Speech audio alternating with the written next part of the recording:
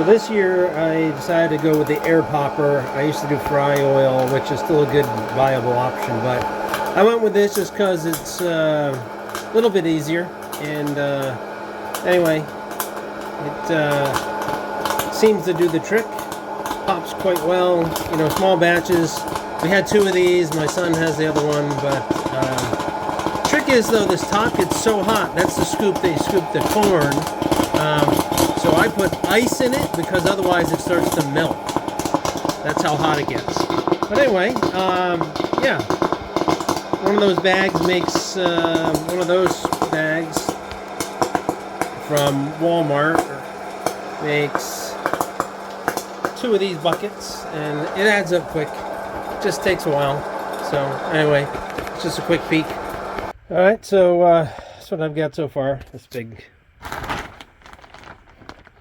drum liner bag. It's quite a bit. So then I'm just mixing, you know, a bunch of Jello family packs I got on Amazon for like $1.69 each or something. If I bought them here in town, they'd be $3. So anyway, dump this in and stir up and keep on going, right? So I'm gonna throw a barrel together. We apparently need another one. It's a super nice barrel. It's my son's. I don't think I've ever had one this nice. That's what mine usually look like. So anyway, all you need, right? All you're gonna need is a jigsaw with a metal blade, a drill, a hammer, and something to mark your barrel with. I got a piece of chalk. I have a piece of chalk, but you can put a marker. It doesn't matter, pencil, whatever. I'm not going to overcomplicate this. So everyone always has that question, what size should the hole be? Well, you know, there's no exact size. Here's an old one I made. We're going to haul this one out pretty soon. That opening is 6 inches wide by 6 inches tall.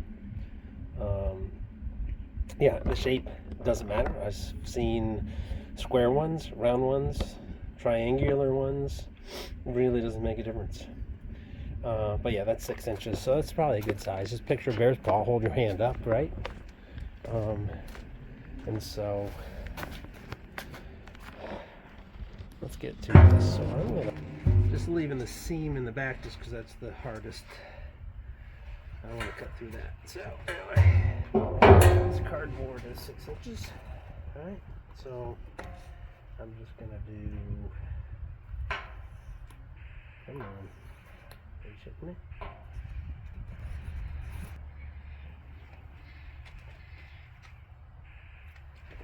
Okay. So I was gonna use chalk, but it's just too nice and new, so the chalk won't cover this. But anyway. 6 inches.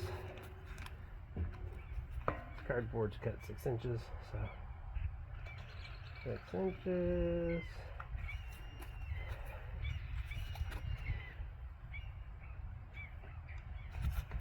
See, exact science here. Make sure, or the bears won't come. If this is off by a centimeter, the bears won't come. There we go. An X.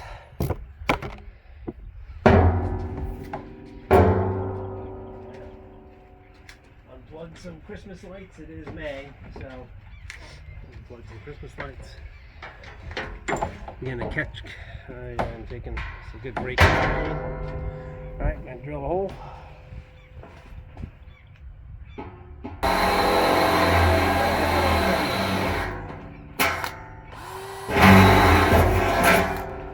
All we're going to do is cut up the top.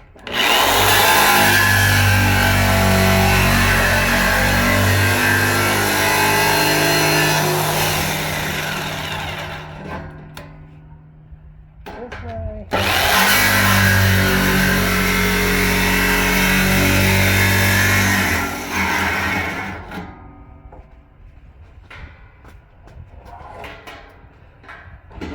This way.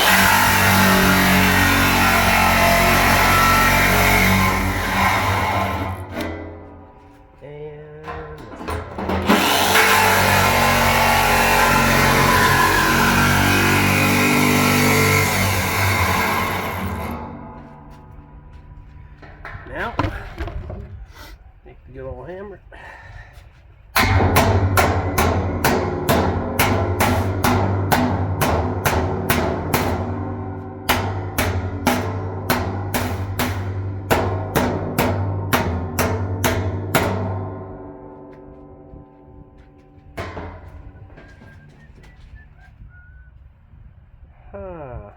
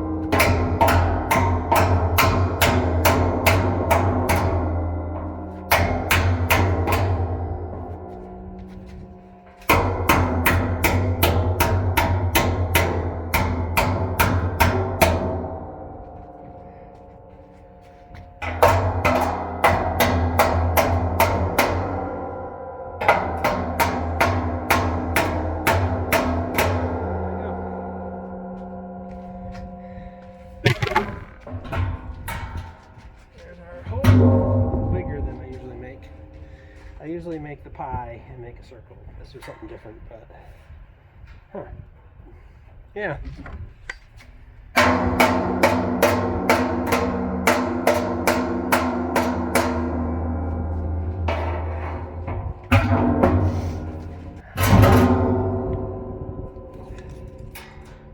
Seven by 7. So a little inch bigger than I usually make. That's alright. Alright. Now, I typically would just cut ears, right? I would just cut a loop, bend it in for the chain. But we're going to do something else. We're going to use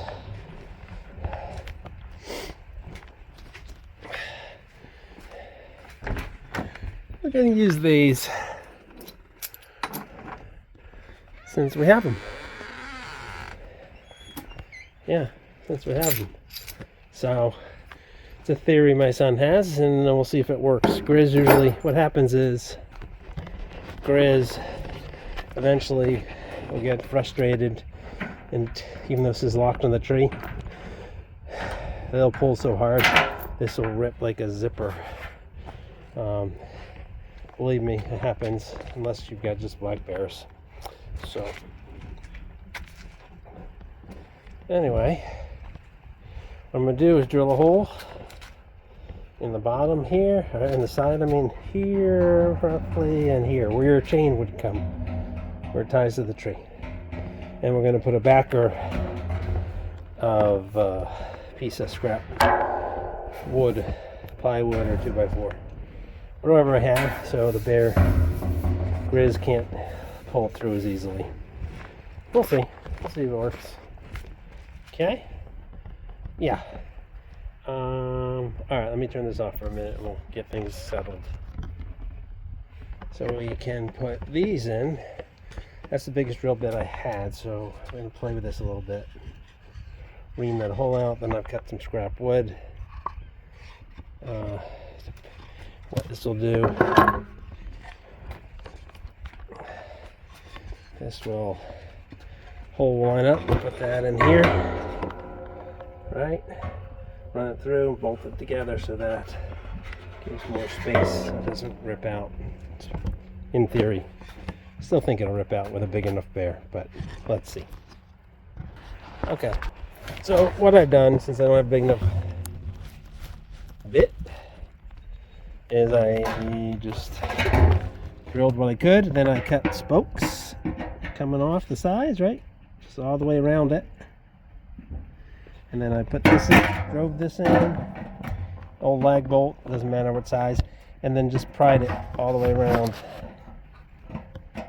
Pushed it all down. Now let's see if it fits.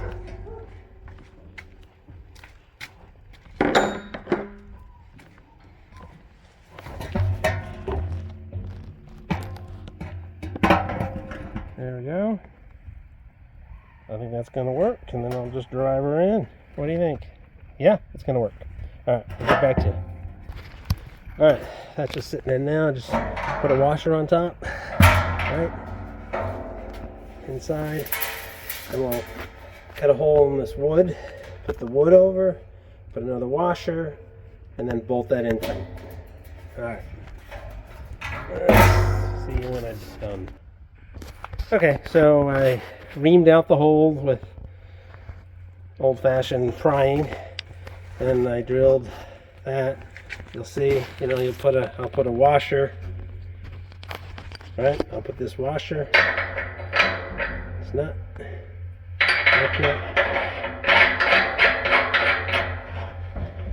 Cincher on down. This one's pretty tight. In full disclosure, first, I thought I was going to be able to use, I grabbed some cedar, which I knew was too soft. I knew it, but I was being lazy. I grabbed it, I put one in, and it cracked, of course. So this one just grabbed old heavy pine from an old crate. And so it's pretty tight. So anyway, I'm going to tie that one in. And okay, there you have it. Alright, let's see if these are superior to the old tabs. I'm going to guess they are, right? I'm going to guess they are. I guess the proof is in the pudding, as they say, and so I had to haul that one up to the bear camp tomorrow, and we'll see. Put the lid on. Alright, thanks guys. And one last tip, if you're going to use a barrel where the tops come off, like these, which are nice, I don't really care one way or the other, but they usually come, if they're new or not too old, they have a gasket in here. It says gasket, which is nice when you're sealing things, but we always take our gaskets out for beading, because once these get grease, and then they're going to get dirt, and they're just a bear, no pun intended, to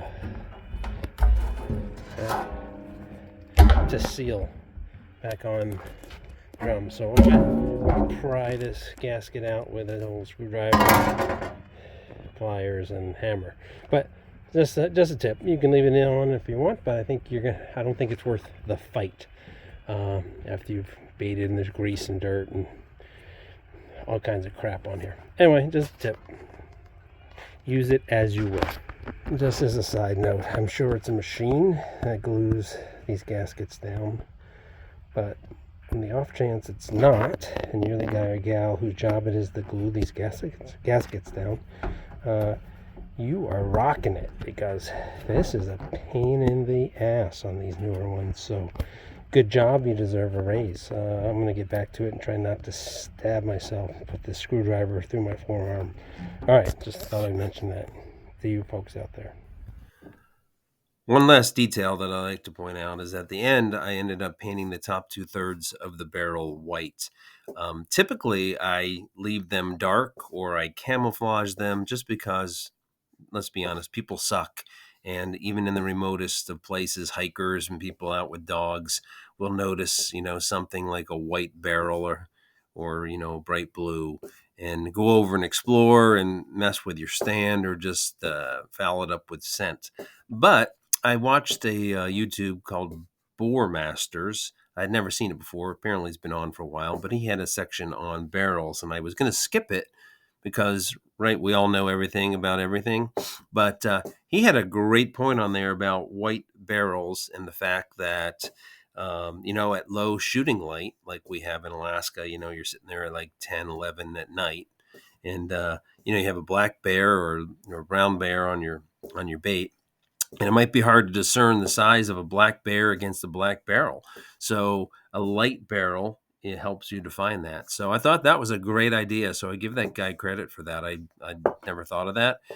So we painted this white. Again, we meaning me. And we'll give it a shot. But I kind of like the idea. So shout out to Boar Masters and their YouTube channel. So anyway, good luck out there, and we'll see you soon.